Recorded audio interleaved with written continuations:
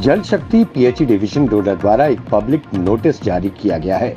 इस सूचना के माध्यम से डोडा शहर के सभी लोगों को सूचित किया गया है कि आज 23 जून 2024 रविवार को ब्रह्मगढ़ देसा सोर्स पर क्लीनिंग, डिसल्टिंग, टैंकों की सफाई, निस्तारण काम के कारण रूटीन वाटर सप्लाई प्रभावित होगी।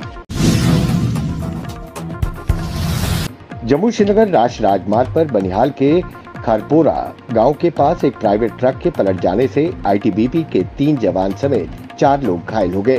ट्रक जम्मू से श्रीनगर जा रहा था। पुलिस ने बताया कि दुर्घटना के तुरंत बाद स्थानीय लोगों, पुलिस, ट्रैफिक पुलिस और रेड क्रॉस सोसाइटी बनिहाल के एनजीओ बनिहाल वॉलंटियर्स द्वारा बचाव अभियान चलाया गया। सभी घायलों को एसडीएच बनिहाल में भर्ती कराया गया है। सभी खतरे से बाहर हैं। श्री अमरनाथ यात्रा की औपचारिक शुभारंभ के अवसर पर शनिवार को प्रथम पूजा हुई। बाबा अमरनाथ जी का आशीर्वाद लिया और सभी लोगों के अच्छे स्वास्थ्य, प्रगति और खुशहाली के लिए प्रार्थना की गई। जम्मू कश्मीर के उपराज्यपाल मनोज सिन्हा ने भी श्रीनगर स्थित राजभवन में अमरनाथ यात्रा की वर्चुअल प्रथम पूजा में हिस्सा लिया। मनोज सिन्हा ने कहा कि 29 जून को देश भर के श्रद्धालु बाबा अमरनाथ के दर्शन कर सकेंगे। आने वाले श्रद्धालुओं के लिए सभी जरूरी सुविधाएं जुटाई गई हैं। सुरक्षा के पुख्ता इंतजाम किए गए हैं। पूर्व इसरो प्रमुख के राधाकृष्णन परीक्षा प्रक्रिया में सुधार पर 7 सदस्यीय पैनल का नेतृत्व करेंगे। इस बात की घोषणा शिक्षा मंत्रालय ने की है।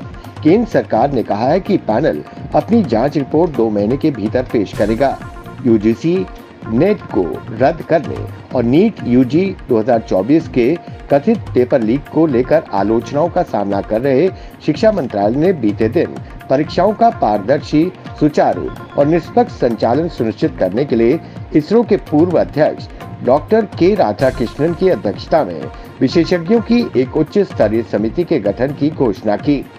7 सदस्यीय समिति परीक्षा प्रक्रिया के तंत्र में सुधार, डेटा सुरक्षा प्रोटोकॉल में सुधार और एनटीए की संरचना और कार्य प्रणाली पर सिफारिशें करेगी।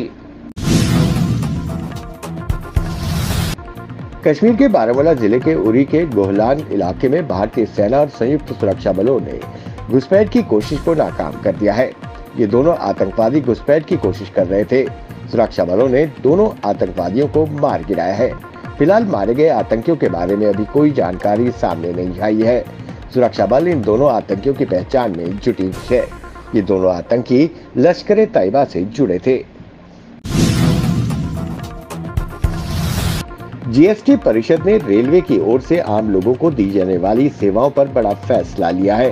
रेलवे स्टेशन पर प्लेटफॉर्म टिकट लेने के अलावा dormitory, waiting room, clock room और बैटरी ऑपरेटेड वाहनों के इस्तेमाल जैसी सुविधाओं को जीएसटी से बाहर कर दिया गया है। अब ऐसी सुविधाओं पर कोई जीएसटी नहीं लगेगा। किसी खास समाज की ओर से चलाए जा रहे हॉस्टल पर भी जीएसटी नहीं देना होगा। बांग्लादेश की प्रधानमंत्री शेख हसीना 2 दिवसीय भारत दौरे पर हैं। वहीं प्रधानमंत्री नरेंद्र मोदी और बांग्लादेश की प्रधानमंत्री शेख हसीना की द्विपक्षीय सहयोग पर चर्चा हुई।